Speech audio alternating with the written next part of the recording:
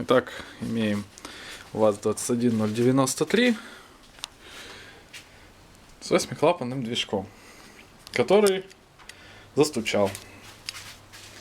В общем, пока причины этого неизвестны, потому что он еще не разбирался.